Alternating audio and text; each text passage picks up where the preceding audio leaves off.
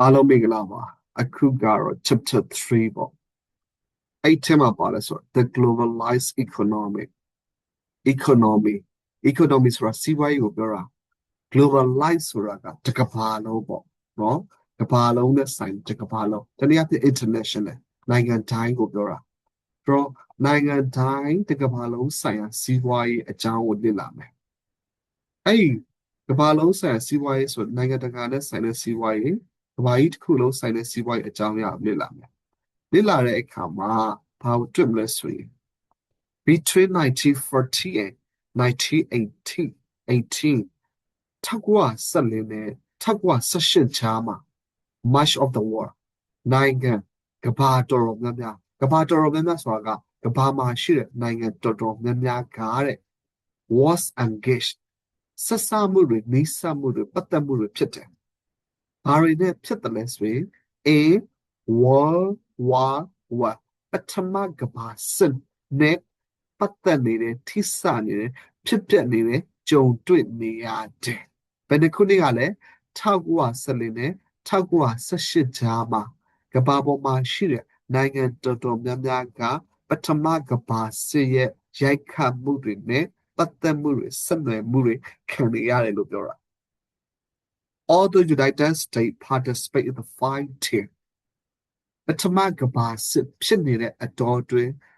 ဖြစ်တဲ့အချိန်မှာ United States အမေရိကန်နိုင်ငံကဒီတိုက်ခိုက်ရေးမှာပါဝင်ခဲ့တော်လဲပဲတဲ့ No actual combat took place in America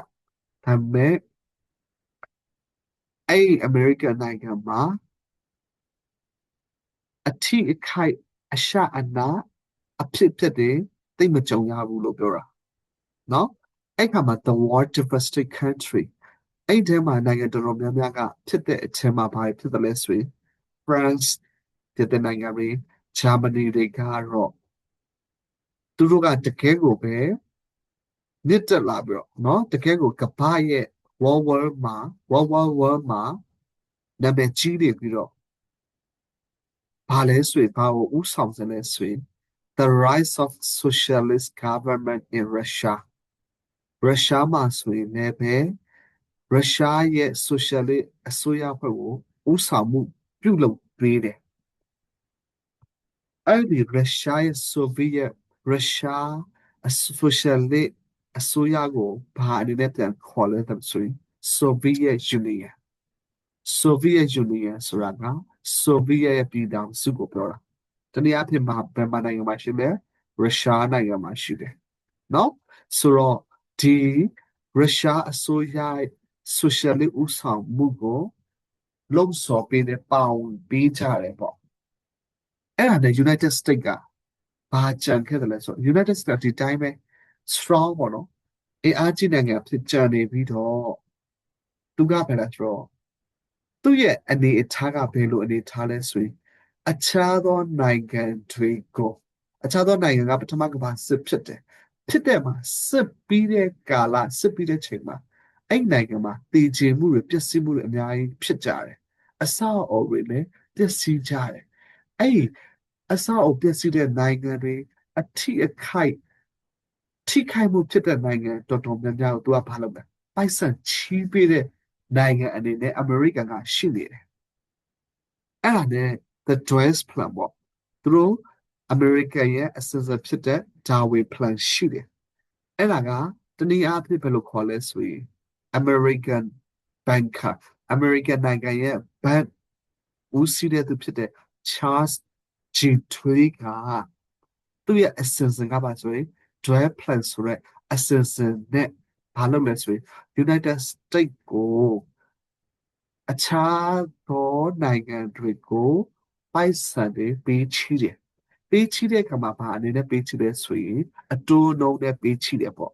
အဲ့ဒီအခါမှာအမေရိကန်ကဘယ်သူပေးချီးလဲဂျာမနီကိုပေးချီးတယ်ဘာကြောင့်လဲဆိုတော့ဂျာမနီကပြန်ပြုပြင်ရေးအတွက်ပိုက်ဆံပြန်ပေးရမယ့်အနေအထားရှိတယ်ဘာကြောင့်လဲဆိုတော့ပျက်စီးဆုံးရှုံးမှုတွေအများကြီးရှိတယ်အဲ့အတွက်ကြောင့်ဂျာမနီကစစ်ရော်ချင်းအနေနဲ့လည်းပြန်ပေးတဲ့အပိုင်းတွေရှိတယ်ဘယ်သူကိုပေးရတယ်လဲဆိုတော့ France နဲ့ England ကိုပြန်ပေးရမယ် England ရဲ့ France နဲ့တက်စီမှုတွေဆုံးရှုံးမှုတွေကိုဂျာမနီကပြန်လျှော်ရမှာဖြစ်တယ်အဲ့ပြန်လျှော်ရမှာဖြစ်တဲ့အတွက်ကြောင့်မလို့ဂျာမနီကအမေရိကန်ကိုပိုက်ဆံချီးတယ်အမေရိကန်ကပေးချီးတယ်။ဘာနဲ့ပေးချီးလဲအတိုးနှုန်းနဲ့ပေးချီးတယ်။ဒီအစင်စင်ကိုဘယ်သူကဥဆောင်တယ်လဲ။ Charles G. တွေကဥဆောင်တယ်။သူကဘယ်သူလဲအမေရိကန်နိုင်ငံရဲ့ဘဏ်ပိုင်ရှင်စီးပွားရေးပိုင်ရှင်ဖြစ်တယ်။သူရဲ့အစင်စင်နဲ့ဒီလိုမျိုးလှုပ်ဆောင်လိုက်တယ်။လုံးတွေပိုက်ဆံတွေပေးချီးတယ်။နော်အဲ့ခါမှာဟိုပါပေါ့အဲ့လိုမျိုးလှုပ်လိုက်တဲ့အချိန်မှာအမေရိကန်နိုင်ငံကိုဥရောပတစ်ခွင်ကပိုက်ဆံတွေလာချီးကြအောင်လာချီးကြတဲ့အခါမှာအမေရိကန်ရဲ့ဒေါ်လာကဘာလဲဆိုတော့နိုင်ငံတကာငွေရေးကြေးမှာ standard မိပြီးတော့တကဘာလုံးအမေရိကန်ရဲ့ဒေါ်လာကိုကျစ်သုံးပြီးတော့လှုပ်ဆောင်ကြတယ်ဆိုလိုတဲ့သဘောကအမေရိကန်ရဲ့ငွေရေးကြေးဒီနိုင်ငံတိုင်းသုံးတယ်နိုင်ငံတိုင်းကိုလွှမ်းမိုးနိုင်တယ်ဘာကြောင့်လဲပထမကမ္ဘာစစ်အဖြစ်အပျက်ကနိုင်ငံတော်တော်များများကိုထိခိုက်မှုအများကြီးဖြစ်စေတယ်ဖြစ်စေတဲ့အတွက်ကြောင့်မလို့ဥရောပကလည်းပဲအမေရိကန်ကိုပိုက်ဆံချီးတဲ့အဖြစ်သွားတယ်ပေါ့အဲ့ရစပြီးဒေါ်လာအမေရိကန်ရဲ့ဒေါ်လာကနိုင်ငံတကာ international currency နိုင်ငံတကာငွေကြေးဖြစ်လာတယ် as a result of dual plan ဒီ dual plans အစစကြည့်လိုက်တဲ့အခါမှာ economics တွေပေါ့နော်ဆိုတော့ Europe ရော nation ရောပါပဲဟောပေါ့ United States ရော America ရောပါပဲစီးပွားရေးတွေအဆင်ပြေကြတယ်ချီးတဲ့သူနဲ့ပေးချီးတဲ့သူနဲ့အဆင်ပြေကြတယ်အဲ့ခါမှပဲဘာပေါ်ပေါက်လာတယ်ပေါ့အဲ့အချိန်ကာလဘယ်လိုခေါ်လဲဆိုရင် rolling 20s နော် rolling 20s ဆိုပြီးတော့ပေါ်ပေါက်လာတယ်အဲ့ခါမှာအဲ့အချိန်ကဘာလဲဆို US stock market stock ဈေးခွဲတွေကဘုံဆိုတော့ဘုံပေါက်တယ်လို့ပေါ့ဘုံပေါက်လို့ဆိုတာလေတကဘာလုံးကပေါ်ပေါက်လာတယ် popular ဖြစ်လာတယ်ပေါ့အဲ့လိုမျိုးဘာကြောင့်လဲဆိုတော့ American ကိုနိုင်ငံတော်တော်များများက stock share တွေဝယ်လာကြတယ်ရင်းနှီးမြှုပ်နှံမှုတွေလုပ်ကြတယ်နော်ပြီးတော့ပါဝင်ပတ်သက်ကြတယ်တစ်ဖက်မှာလည်းပဲ American နိုင်ငံကလည်းပဲတော်တော်ချမ်းသာလာကြတယ်စီးပွားရေးကလည်းအဆင်ပြေကြတယ်ရောင်းဝယ်တဲ့သူနဲ့ဝယ်ချမ်းတဲ့သူနဲ့အဆင်ပြေကြတယ်အဲ့ခါမှာ investor ပေါ့နော်ရင်းနှီးမြှုပ်နှံတဲ့သူတော်တော်များများက stock ဈေးကွက်တွေကိုဝယ်ကြတယ်ဝယ်ပြီးတော့ပေါ့ down payment ဆိုတာလေအရှိကျအနေနဲ့လည်းဝယ်ကြတယ်အဲ့ဒါနဲ့ပဲဘာဖြစ်လဲဆိုတော့90% of the stock bought on credit နောက်ပိုင်း America ဘာဖြစ်သွားလဲဆိုရင် credit နဲ့90% လောက်90%လောက်ဒီ stock ဈေးကွက်တွေကို credit နဲ့ဝယ်လို့ရတယ်ဆိုပြီးတော့ပြောလောက်လာတယ်ပေါ့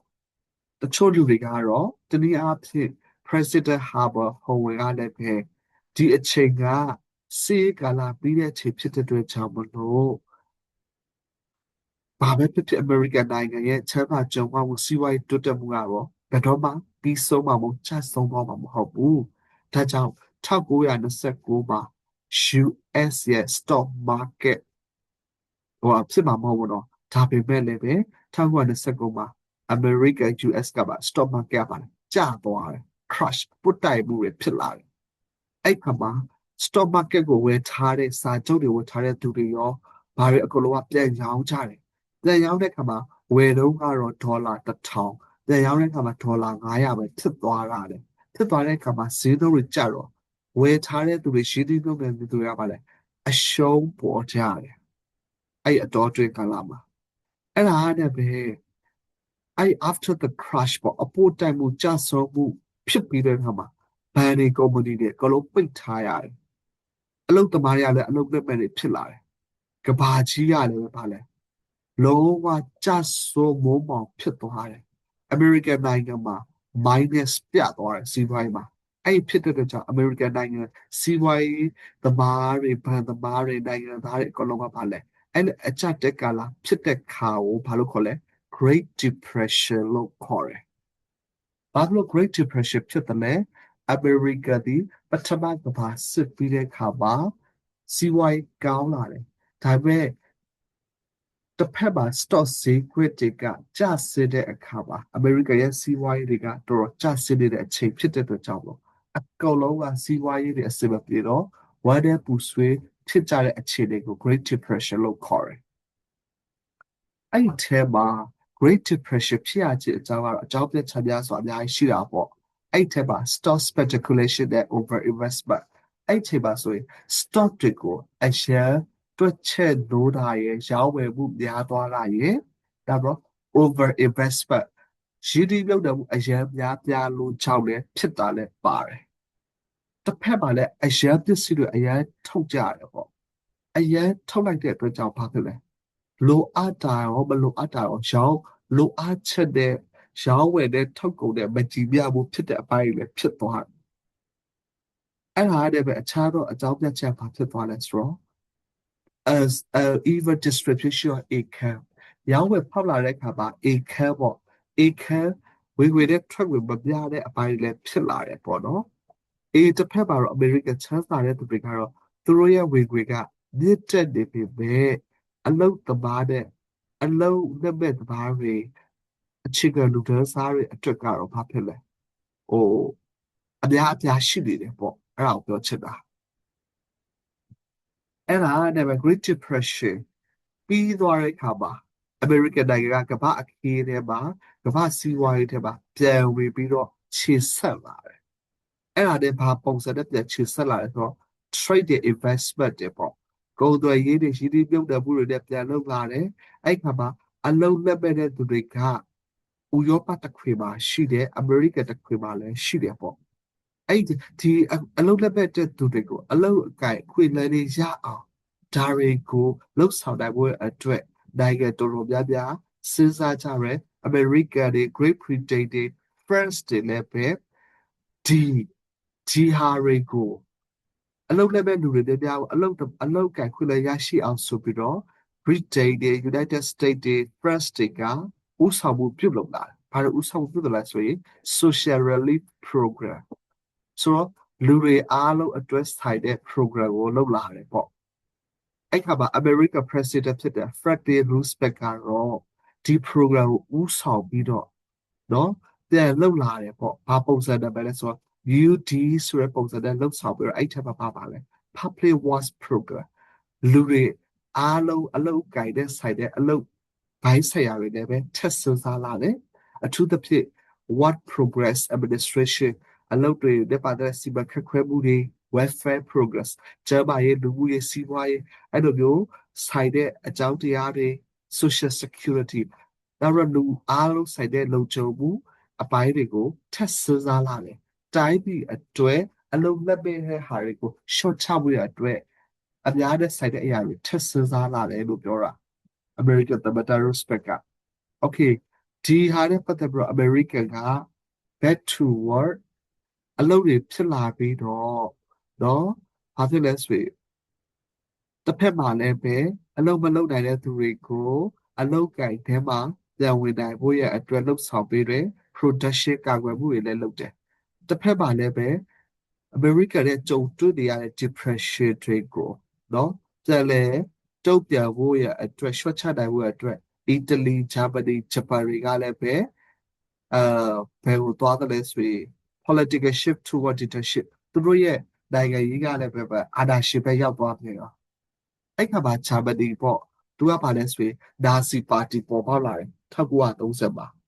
အဲ့ Nazi Party ကိုဦးဆောင်တဲ့သူကပါလဲဆိုရင် Adolf Hitler ဦးဆောင်တယ်Adolf Hitler က Adolf Hitler ဘာတူလဲ a former German soldier ဂျာမန်ရဲ့စစ်သားဖြစ်တယ်နော်သူကဘာ promise လုပ်တယ်လဲဆိုရင် country ဂျာမနီနိုင်ငံကိုစီးပွားရေးထဲမှာပြန်ပြီးတော့အားကောင်းအောင်ချမ်းသာတဲ့နိုင်ငံဖြစ်အောင်အားလုံးလူမှုဖော်လို့ဖြစ်တဲ့နိုင်ငံဖြစ်အောင်လုပ်မယ်ဆိုပြီးတော့သူကြွေးကြော်ခဲ့တယ်ကြွေးကြော်ခဲ့ပြီးတော့သူကဘာလဲဆိုရင်ခိုင်ဖဲတွေလုပ်တယ်ဘယ်ထိခိုင်ဖဲဆိုဂျာမန် militarism and nationalism ကိုသူဦးဆောင်ပြီးတီထွင်လိုက်တယ်ဥဆောင်မှုပြုလုပ်တယ်ဘာလို့လဲဟစ်တလာကဥဆောင်တာဘယ်မှာဥဆောင်တာလဲဂျာမနီမှာဥဆောင်တာ ဟစ်တလာကဘာကို blame တယ်လဲဆိုတော့ blame ဆိုတာကဘာကိုဆွဆွဲတယ်လဲအပြစ်တင်တယ်လဲဆိုတော့ Jew တွေကိုအပြစ်တင်တယ် communist တွေကိုအပြစ်တင်တယ်အခြားသော minorities ဂျာမနီမှာရှိတဲ့အခြားသော minorities တွေကိုလည်းအာအပြစ်တင်တယ်ပေါ့နောက်ဆုံးရလကတော့ဘာလဲဆိုတော့ economic collapse စီးပွားရေးတွေပြိုလဲကြတယ်ပေါ့အဲ့ဒါနဲ့ပထမကမ္ဘာစစ်မှာနော်ပထမကမ္ဘာစစ်ကပထမကမ္ဘာစစ်ကြောင့်လို့အမေရိကန်နိုင်ငံသည် Great Depression ကိုဦးတည်စေတယ်ဒါတွေကိုပြန်လည်ပြီးဒုတိယကမ္ဘာစစ်အနေနဲ့ပြောင်းလဲသွားပြီးတော့နိုင်ငံရေးမှာဘာဖြစ်သွားလဲဆိုတော့ dictatorship ဆိုတာကအာဏာရှင်စနစ်တွေဖြစ်လာတယ်။ဘာအာဏာရှင်စနစ်ဖြစ်လဲဆိုရင်ယူရိုရဲ့ဂျပန်တွေကသူတို့ကလှုပ်လာတယ်ဘာခံဖေးလှုပ်လာလဲဆိုငါတို့နိုင်ငံကအောင်နိုင်တဲ့နိုင်ငံဆိုပြီးတော့ယူရိုရဲ့ဂျပန်ရဲ့အခြားသောနယ်မြေဒေသတွေကိုခံဖေးလှုပ်လာပြီးတော့အင်အားကြီးနိုင်ငံအနေနဲ့ပြတ်သားလာတယ်။အဲ့ဒါလည်းစစ်ပွဲက1939ကနေ1945ကြာသွားတယ်။အဲ့ဒီထဲမှာယူရိုနဲ့အာရှတော်တော်များများကအထိခိုက်တွေဖြစ်တယ်။ဒါပေမဲ့ conflict ကတော့ရှိနေထုံးပဲ။အဲ့ဒီထဲမှာ United States ကတော့အခုနပြောလို့ပေါ့ပျက်စီးမှုတွေတော့သိပ်မရှိဘူး။ဒီချက်လက်ကိုကြည့်လိုက်တဲ့အခါမှာ industrial output ပေါ့နော်စက်မှုတော်လှန်ရေး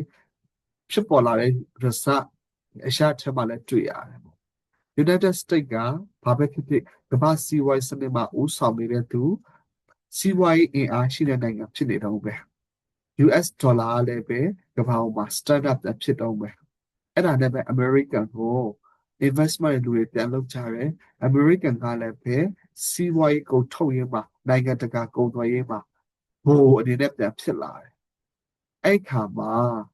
Soviet Union တနည်းအားဖြင့်ရုရှားနိုင်ငံကဘာကြောင့်လဲဆိုတော့American ရဲ့အုပ်ချုပ်မှုတွေကိုမကျင့်တတ်ဘူးမကျင့်တတ်တဲ့ကြောင့်စိတ်ခေါ်လာတယ်ပေါ့နော်ဘာကြောင့်လဲဆိုတော့ American က global economic မှာဦးဆောင်နေတဲ့အတွက်ကြောင့်ဖြစ်တယ်ပေါ့ okay အဲ့ဒါနဲ့ပဲ1990မှာ Soviet Union ကပြတ်သွားတဲ့အခါမှာကမ္ဘာကြီးကဘာလဲဆိုတော့ဒီတိုင်းဖြစ်တဲ့အခါမှာနော်ကမ္ဘာစီးပွားရေးထဲမှာအမေရိကန်ရှိနေတော့ပဲဒီဟာနဲ့ကြည့်လိုက်တဲ့အခါမှာပထမကမ္ဘာဘဏ်နေ IMF International Monetary Fund ကမ္ဘာ့ငွေကြေးအဖွဲ့ကလည်းပဲဒီအဖွဲ့က World War II မှာပေါ်လာတဲ့အရာတွေဖြစ်တယ်။ဘာဖြစ်လို့ပေါ်လာတယ်လဲဆိုရင်နိုင်ငံတော်တော်များများအကြက်တက်ဖြစ်တဲ့ဟာတွေကိုကူညီပေးဖို့လှုပ်ဆောင်ပေးဖို့ဗာလဲငွေကြေးတွေကူညီပေးဖို့အတွက်ဖြစ်တယ်ပေါ့။အဲ့ဒါနဲ့ပဲ multinational cooperation ဒီပထမဒုတိယကမ္ဘာစစ်မှာပေါ်လာတဲ့ပထမပေါ့ကမ္ဘာဘဏ်တို့နိုင်ငံတကာငွေကြေးတို့ကနော်နိုင်ငံတော်တော်များများကို cooperation နဲ့လုပ်လာတယ်လုပ်လာပြီးတော့နိုင်ငံနော် multination ဆိုတာနိုင်ငံတစ်နိုင်ငံပေါ့နော်ချိတ်ဆက်နေတာပြောတာအဲ့ဒါနဲ့ပဲစီးရဲမွဲတင်မှုတွေရှော့ချဖို့ရအတွက်သူတို့တွေလှုပ်ဆောင်ကြရပေါ့နော်ဘယ်လိုပဲဖြစ်ပါယူရိုနဲ့အမေရိကန်ကတော့နောက်ပိုင်းစီးပွားရေးမှာကောင်းလာပြီးတော့အမေရိကန်ရဲ့စီးပွားရေးမှာဘယ်သူမှကျော်လို့မရဘူးကျော်လို့မရတဲ့အတွက်ကြောင့်နောက်ပိုင်းအမေရိကန်ဒီကမ္ဘာစီးပွားရေးထဲမှာလွှမ်းမိုးမှုချုပ်ကိုင်မှုဖြစ်တဲ့နိုင်ငံတွေနဲ့မြင်တွေ့ရပါတယ်လို့